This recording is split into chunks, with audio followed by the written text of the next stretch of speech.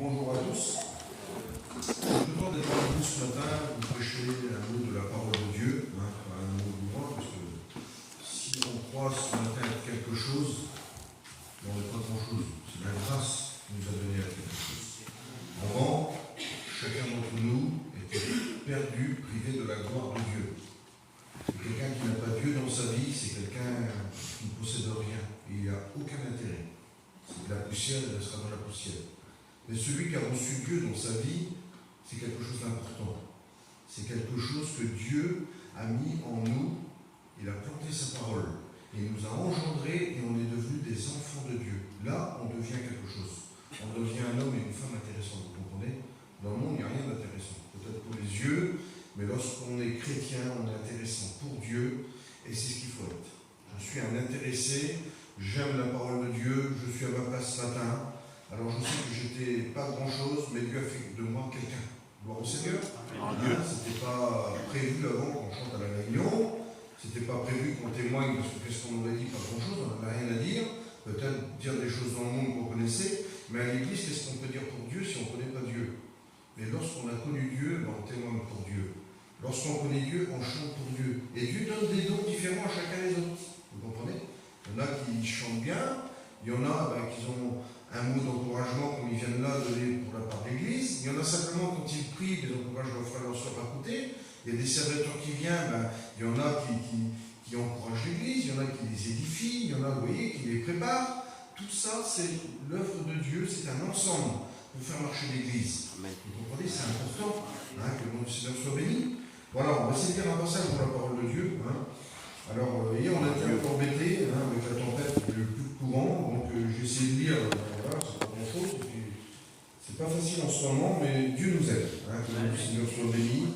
Quand j'ai répondu à l'appel de Dieu, les anciens nous ont dit qu'il faudra prêcher la parole en tout temps, et on la prêche, même qu'on n'est pas disposé, même que des fois nos idées ne sont pas bien en forme là-dedans, même que tout va mal autour de nous, il faut prêcher la parole de Dieu, parce qu'il y a la règle de l'évangile, la priorité de l'évangile, c'est de prêcher sa parole. Amen. Comme un chrétien, la règle de l'évangile, c'est de témoigner. Vous comprenez? C'est important. On a reçu Dieu, et bien même dans les soucis et les problèmes, c'est vrai que c'est difficile. On peut chanter en pleurant avec un cœur brisé, mais Dieu nous répare. Dieu sait ce qu'il fait avec nous. On a de l'assurance avec Dieu. Le nom du Seigneur soit béni. Alors je voudrais lire un petit passage, et puis je vais demander à deux frères, à deux frères de prier le Seigneur, parce que ce matin, ce qui compte, c'est écouter un mot de Dieu, et puis de dire, Seigneur, je vais essayer d'être comme ça. Je vais me rappeler qui j'étais, mais je vais me rappeler qu'est-ce que je vais être aujourd'hui avec Jésus. Je vais me rappeler que j'ai une place dans l'Église. Je vais me rappeler que dans l'Église, il y a de l'ordre, je ne fais pas n'importe quoi. Je vais me rappeler, Seigneur, ce que tu as mis en moi, Seigneur, c'est quelque chose de grand, je dois faire attention. Seigneur, je vais tout faire afin que je serai dans le ciel, pour te plaire, pour te plaire, Seigneur. Je ne veux pas perdre ma récompense. Je ne veux pas essayer de la perdre par mon regard, par mes pensées, parce que je vis mal. Non, je ne veux pas perdre ma récompense. Au contraire, je veux gagner ma récompense. Que le nom du Seigneur soit béni. Alors, je lis un petit passage, regardez. C'est tout simple, c'était pas prévu comme ça, je le lis sur ma chaise. Et puis dans les actes 15, vous savez que les actes, ça a été écrit et rédigé par Luc, c'était un médecin, c'est le premier historien, ça a été écrit à peu près 30-35 ans que, comme le Seigneur a été crucifié. Il a été monté sur le croix, crucifié, il a été ressuscité, les apôtres ont pu partir au ciel, et là la bonne nouvelle, acte 2, a commencé à être prêché. Et puis Luc est un médecin qui s'est converti à l'évangile, et il a commencé à écrire les récits exacts. Il dit dans le premier évangile, j'ai écrit ce qu'il y avait d'exact, c'est-à-dire le plus près, des témoins les plus fidèles, les plus concordants, parce que vous savez, il y a des choses qui disent, moi j'ai vu bleu, moi je crois que j'ai vu rouge, moi j'en ai vu deux, j'en ai vu trois. Lui c'est exact, il a fait des recherches exactes. Et regardez ce qu'il a mis dans les actes, parce que les actes c'est lui qui les a écrits. Regardez ce qu'il est dit, acte 14, au verset à peu près 3, il dit ça. Appuyez sur le Seigneur qui rendait témoignage à la parole de sa grâce. Permettez qu'il se fasse par leurs mains des prodiges et des miracles. Vous avez compris le texte, je le relis encore. Appuyez sur le Seigneur qui rendait témoignage à la parole de sa grâce. Permettez qu'il se fasse par leurs mains des prodiges et des miracles. Voilà, on va demander à Champion de prier le Seigneur, à Olivier aussi. Bon Seigneur. Sois béni, Seigneur. Merci, Seigneur. Ce qui fait l'importance de cette réunion, c'est que tu es là, Seigneur. Et combien que nous voulons profiter de ta présence. Combien je te remets enfin ton serviteur Poulain et que tu puisses te servir de lui, Seigneur, que ta parole est déjà bénie d'avance. Mais à combien qu'il a besoin de ta grâce. Et puis à combien que nous voulons profiter de ta présence, que tu puisses bénir celui qui est venu entendre une parole qui vient de toi. À ton nom soit la gloire, merci pour tout Jésus. Gloire à Dieu. Gloire à Dieu. Seigneur, je te loue et je te rends grâce. Seigneur, je te dis merci pour notre présence ici, parce que toi aussi, Seigneur, tu es présent dans ce lieu. Et Seigneur, ce matin, tu vas nous bénir au moyen de ta parole. Seigneur, nous voulons te remettre Poulain entre tes mains, Seigneur Jésus-Christ. Seigneur Dieu, c'est toi qui l'as choisi ce matin pour nous apporter le conseil de ta parole. Bénis-le, remplis-le de toi, Seigneur. Rappelle-lui les mots que tu as mis sur son cœur, Seigneur Jésus-Christ. Seigneur, prends tout dans tes mains et toute la gloire te revient, Jésus. Amen. Amen. Bon, Seigneur, je voudrais vous poser une question sur la réunion ensemble. Vous voyez, j'ai mis des petits trucs, mais je vais me laisser diriger avec la parole de Dieu. Parce que la parole de Dieu, quand on la lit, on ne peut pas se tromper. Sur un livre d'un homme, on peut se tromper. Un homme met un commentaire, met son idée, voilà. Mais la parole de Dieu, c'est la Bible, et la Bible, on ne peut pas aller contre. La Bible, c'est le chemin qui nous emmène à Dieu. C'est le code de la route du ciel. C'est comme ça, tout a été marqué, dit Paul, pour notre instruction. Donc, on a besoin d'être instruit pour savoir qu'est-ce qui va arriver devant nous, et qui on est, et qu'est-ce que Dieu prévoit pour nous. Vous comprenez bien. Je ne suis pas devenu chrétien pour juste attendre comme ça. Non, je sais qu'il y a un plan pour moi, qu'il y a des œuvres à accomplir, mais je sais que j'aurai une récompense, que ma maison est préparée au ciel. Je sais aussi que la Bible me dit que j'aurai des tribulations, qu'il y aura des soucis, des problèmes, mais je dois m'appuyer sur le Seigneur. Parce que c'est le conseil de la Bible. C'est le conseil que nous donne la parole de Dieu. Luc, il a bien voulu marquer ça, appuyer sur le Seigneur. Donc s'ils sont appuyés sur Dieu, nous aussi on doit faire de même, s'appuyer sur Dieu. Lorsqu'on s'appuie sur Dieu, on a un soutien. On est soutenu parce qu'on s'appuie sur Dieu. On ne s'appuie pas sur de la base, on ne s'appuie pas sur de la boue, on ne s'appuie pas sur un morceau de bois, on s'appuie sur le rocher qui s'appelle Jésus. Donc on appuie sur Dieu, c'est un fondement inébranlable où Jacques nous dit qu'il n'y a aucune nombre de variation. Aucune nombre de variation. Et vous savez quoi, une variation, des fois on peut varier dans nos pensées, on peut varier dans nos paroles, dans nos idées, mais lui il ne varie pas, il ne change pas. C'est-à-dire, ce qu'il a dit, il fera, et ça arrivera certainement. Il ne va pas dire non, je vais essayer de reculer, non. Il a dit le jour arrivera, ça arrivera. Il dit si la bénédiction tarde à temps là, elle va s'accomplir certainement. Donc on doit s'appuyer sur Dieu et s'appuyer sur les promesses qui ont été faites dans la parole de Dieu.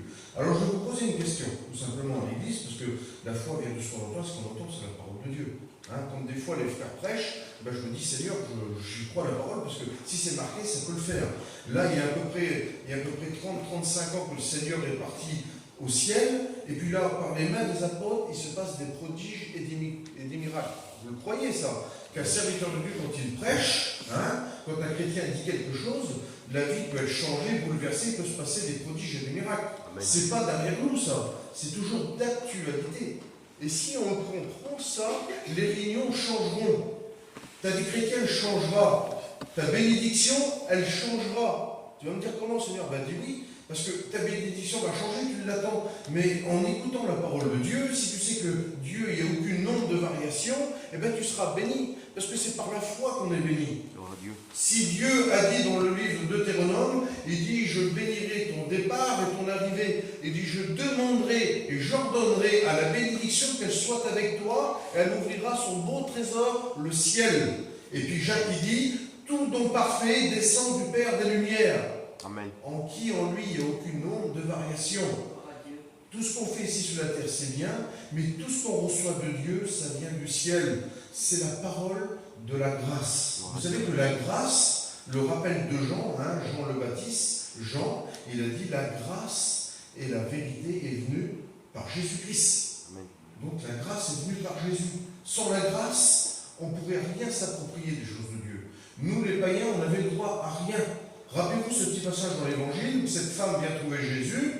Elle dit, Seigneur, viens faire quelque chose pour ma fille. Elle est là, elle est devant les apôtres, il y a du monde qui est là, Jésus est à table, et puis Jésus la regarde, et il dit, tu sais pas qu'il n'est pas bon de prendre le pain des enfants? Elle dit, regarde toi, je ne vais pas te donner le pain qu'il y a pour les enfants, là, il n'y en a pas pour toi. Il n'y en a pas pour toi. Toi, tu n'auras rien. C'était une païenne, c'était une cananéenne. Et puis d'un seul coup, vous savez ce qu'elle dit elle, dans son cœur? Elle dit, toi Seigneur, le petit chien, il mange des petites miettes. C'est pas grand-chose, des petites miettes. Et puis Seigneur l'a vu, lui. On avait le droit de mettre des petites miettes alors. Et aujourd'hui, on a tout, on a reçu tout dans la grâce. Gloire à Dieu. Alors regardez ce qu'il est dit, je relis le passage, appuyez sur le Seigneur, il rendait témoignage de la parole, c'est la parole de sa grâce, permettez qu'il se fasse par les mains des apôtres, des prodiges et des miracles. Et regardez ce qui se passe au verset 8. Donc les petits versets avant, il prêche la bonne nouvelle, les Juifs commencent à faire une division, il y en a qui écoutent la parole de Dieu, il y en a qui se convertissent, mais dans cette division-là, les apôtres sont pratiquement mis à mort et ils sont bons. Ils sont persécutés. Vous savez, des fois, quand on témoigne autour de nous que ça ne va pas, c'est pas la peine d'insister. Regardez les apôtres, ils n'insistent pas, ils sont bons. Ils prennent connaissance que les gens veulent leur faire du mal, et bien qu'est-ce qu'ils font les apôtres? Ils vont dans une autre petite ville à côté. C'est-à-dire qu'ils changent de petit foyer. Des fois, on va chez des gens, nous, c'est carrément, on a beau leur dire, ils méprisent la grâce. Ils foulent la grâce aux pieds. Il faut s'écarter un petit peu. Il faut aller un petit peu plus loin. La Bible dit, ne donnez pas vos pourceaux aux porcs, aux cochons. Alors, on doit faire attention. Et dans le temps de Dieu, peut-être un jour, en faisant le tour, peut-être on reviendra dans ce petit foyer-là, et peut-être ça sera le moment pour lui. Vous comprenez bien? Mais il ne faut pas perdre son temps. Paul ne perdait pas son temps, l'Église ne perdait pas son temps à cette époque-là. Ils allaient de lieu en lieu, de village en village. Et c'est pour ça qu'aujourd'hui, quand on voit l'Évangile, il n'y a pas que chez les voyageurs, vers les Galgies, c'est partout. Partout qu'il y a des églises où l'Évangile est prêché. Mais il faut garder le bon cap. Parce qu'il y en a qui ont eu des idées farfelues. Vous savez que quand l'Église est bénie, que ça marche bien, que où il y a des bénédictions, ou qu'il y a des choses qui se font, le diable il vient se promener et puis il met son petit grain de sel. Vous comprenez ça? Nous, on lutte avec la parole de Dieu. Ayant les regards sur Jésus, on sait ce qui se passe. On voit tout de suite le piège arriver, et puis avec la parole, on peut contraindre, réfuter les contradicteurs. C'est ce que Dieu nous enseigne dans la parole de Dieu. Et puis là, regardez, ils partent un petit peu plus loin, les apôtres, là, et ils arrivent à Lystre, un petit pays. Regardez ce qu'il est dit. Ils sont devant une assemblée, et je vais vous dire, est-ce que ça pourrait arriver ce matin, ça? Parce que moi qui prêche, je suis comme Paul, je suis comme Marcel, on a reçu le même esprit de Dieu, mais si tu serais des fois comme ça, regarde ce qu'il est dit. À Lystre se tenait un homme. Il y avait un homme, on pourrait dire une femme aussi. Il était impotent de naissance, et il n'avait jamais marché. C'est une chose terrible, Seigneur, il était là dans l'assemblée, il y avait un homme qui était impotent. Il était impotent de naissance. Et vous savez qu'il y en a qui sont venus, parce que la parole de Dieu nous dit qu'on est né de nouveau, on est passé de la mort à la vie, des ténèbres à la lumière, et on dit, j'ai reçu la nouvelle naissance, donc on est nouveau. Et il y a des gens qui sont nés, il y a des chrétiens, ils sont impotents. Ils ne bougent pas de leur chaise. Il n'y a jamais rien qui se passe dans leur vie. Jamais rien, ils sont comme ça, ils sont assis, c'est merveilleux, l'autre a été béni, l'autre a témoigné, regarde, ça a été un moyen qui a eu une grâce qui s'est faite, ça a été un moyen qu'une porte a été faite, et il y en a, ils sont nés comme ça, ils sont impotents. Est-ce que vous croyez qu'on ne doit pas marcher pour l'évangile? On doit travailler pour l'évangile. Amen. Vous comprenez bien. Si Dieu a choisi Moïse de faire sortir le peuple du pays d'Égypte, c'était pour une raison. Ils étaient en Égypte, ils étaient là-bas, il dit que Dieu a entendu leur cri, il s'est souvenu et il les a fait sortir. Mais il a choisi les Hébreux parce qu'il dit, je me suis choisi Israël. C'était le choix de Dieu, c'est mon Israël que j'ai choisi. Mais il les a choisis pour quelque chose. Il ne les a pas choisis simplement pour les emmener dans le désert, vous comprenez bien. C'est lorsqu'ils ont fait ce petit fameux détour-là que Dieu a vu leur cœur qu'ils étaient durs. Donc il les a fait tourner 40 ans afin de choisir un peuple qui glorifiait son nom pour porter témoignage. L'Église a un témoignage à porter. Et quand je dis l'Église, c'est les serviteurs de Dieu et les chrétiens.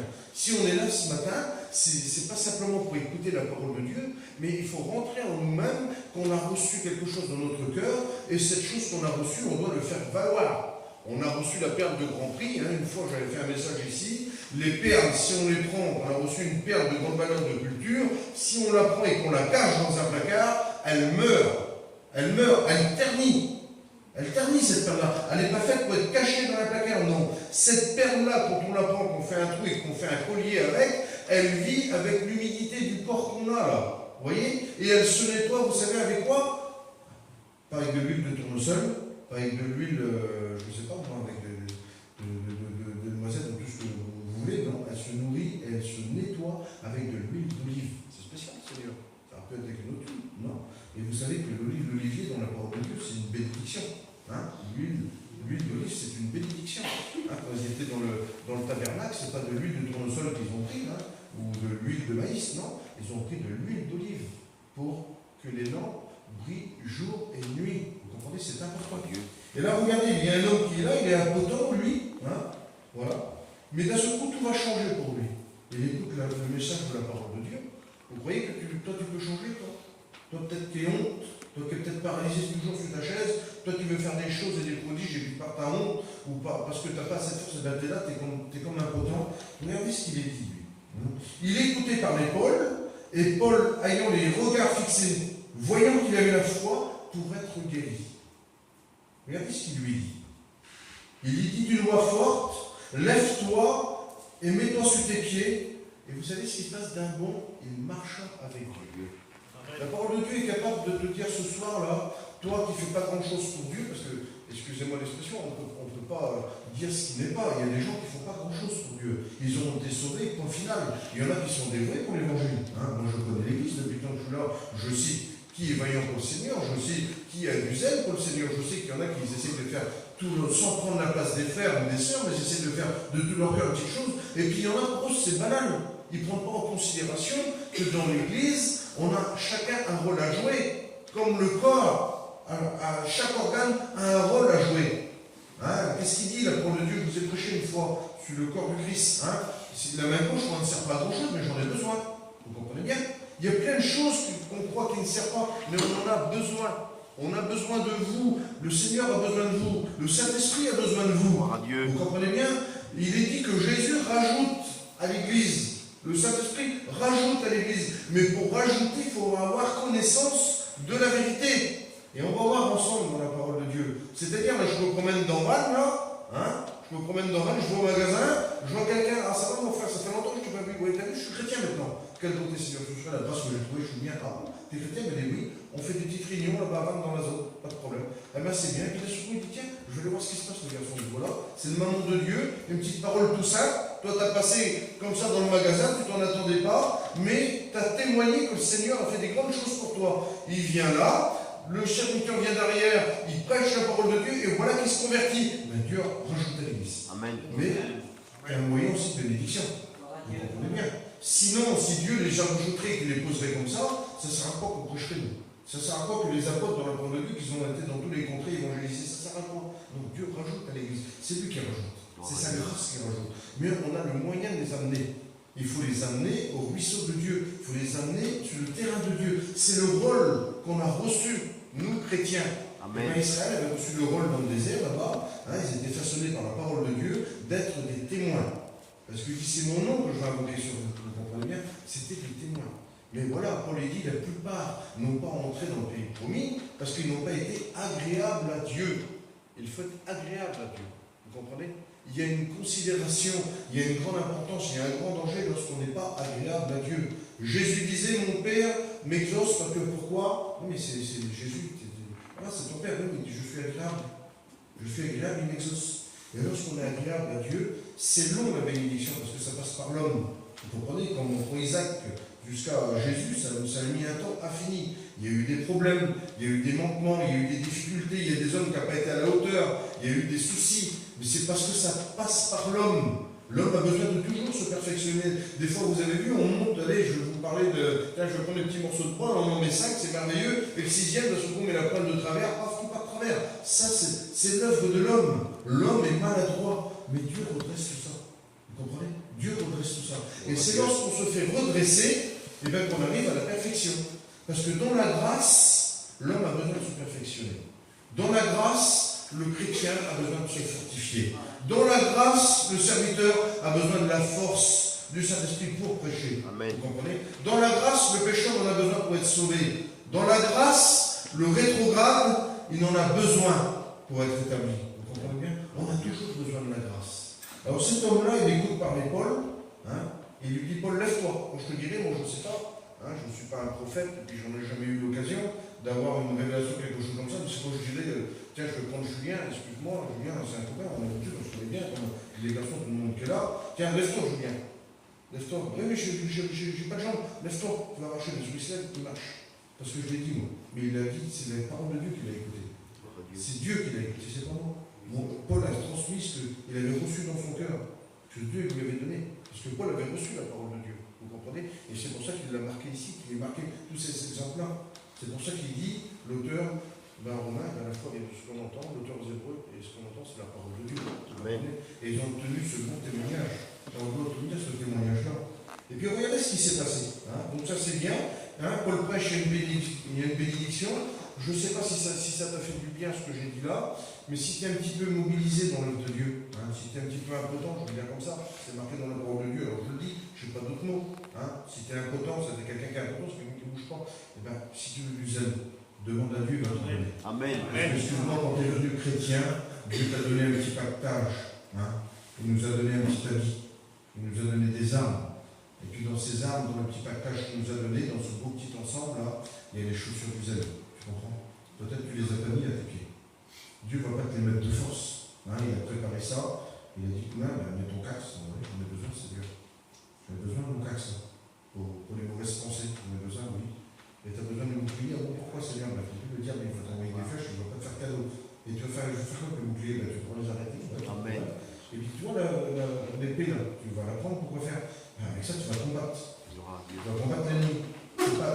Dieu n'a pas donné un arc, parce que l'arc c'est toujours derrière, c'est l'ennemi qui vient. Dieu c'est l'épée, c'est qu'on va face à face, vous comprenez? Et puis tu sais quoi, tu vas mettre la cuirasse de justice. La cuirasse, tu vas la mettre, tu en as besoin. Et tu vas mettre la ceinture aussi. Ah oui Seigneur, la ceinture tu crois? Oui, parce que j'ai besoin qu'un homme soit vrai pour combattre. Si on n'est pas vrai, il se sauvera toujours. Seuls les vrais adorateurs combattront face à face. Vous comprenez bien? Un vrai chrétien, celui qui aime Dieu, celui qui aime bien l'œuvre de Dieu, il combattra, tant pis. Il combattra même que si c'est difficile. Et puis tu vois les chaussures là, mets-les pour avancer quand même. Ça va te donner du zèle. Tout ça c'est pour toi. Des fois on peut avoir 3-4 panoplies, puis il nous manque quelque chose. Et bien dans ton cœur à toi, tu sais ce qui te manque. Moi Dieu m'a pas dit qu'il y a tu diras un tel, un tel, un tel, parce que bon, j'ai vu qu'il y en a qui font des choses pour Dieu, puis j'ai vu qu'il y en a qui n'en font pas, mais on n'est pas sauvés par nos œuvres, nous dit la parole de Dieu. Ce n'est pas nos œuvres qui nous sauvent, c'est la grâce. Mais on doit quand même participer, parce que j'ai reçu, Seigneur, un cadeau du ciel. Vous avez vu comment on est, nous, je n'ai pas besoin de vous faire un gros dessin. Si Marcel me donne quelque chose, je vais faire mes petits lunettes comme ça, regarde. Prends-le, ça, je te donne. Vous voyez? Parce qu'il m'a fait plaisir, on fait pareil. Tiens, Julien, tiens, Julien, ça. Tu comprends? On doit toujours, parce que ça nous a fait plaisir. Alors, c'était bien pour nous, c'était bon pour nous, alors on rend l'appareil. L'homme est comme ça. Dans la grâce, quand on l'a reçu, on doit faire des œuvres pour lui. De toute façon, la grâce sans les œuvres nous dit que ta foi, elle est touchée. Donc on doit faire quelque chose pour Jésus. Et regardez ce qu'il est dit.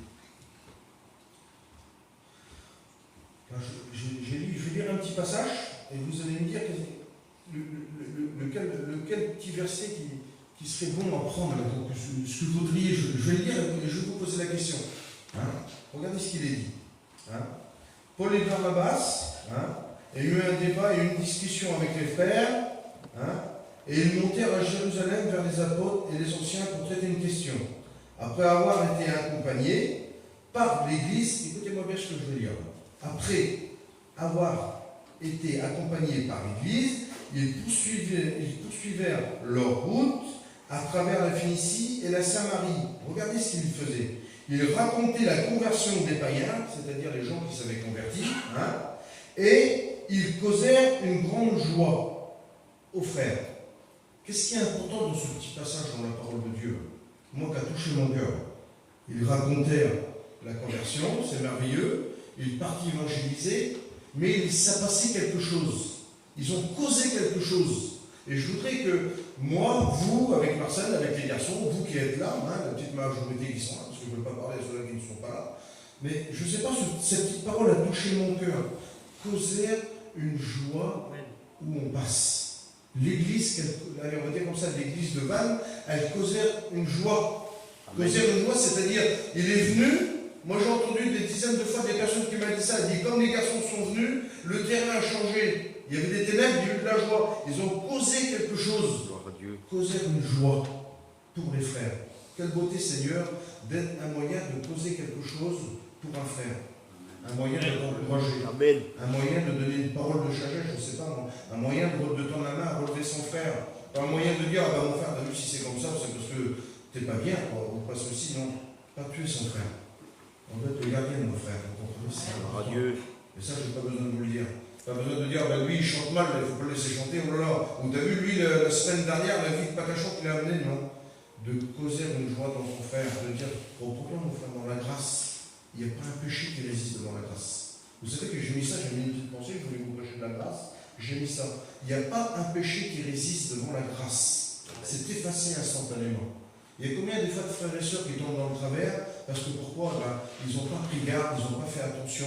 Il y a combien de petits foyers des fois qui sont un peu déstabilisés parce que des fois l'ennemi met son petit grain de sel. Hein. C'est pour ça qu'il dit, l'auteur aux Hébreux, faites attention, ne vous privez pas de la grâce afin qu'il n'y ait pas une petite racine d'amertume qui est venue dans ton petit foyer. Des fois il y a une petite racine qui pousse. Et cette petite racine-là, eh ben, peut-être qu'il dit, c'est de ta faute si elle est là. Alors, elle peut être là, cette racine-là. Comment ça se fait qu'elle est là? Et puis elle a dit, ben non, c'est peut-être ta faute à toi. Et puis il y a une petite dispute qui se fait. Et puis une malcompréhension. Et puis, ben, qu'est-ce qu'il dit, l'auteur aux Hébreux? Eh bien, il dit, cause de ça, ben, vous avez plus de moments intimes pour prier le Seigneur. Ça vous met un petit peu la discorde. Alors, ne vous privez pas de la grâce. Alors, qu'est-ce qu'il faut faire pour moi? Eh bien, dans la grâce, tu demandes au Saint-Esprit, toi,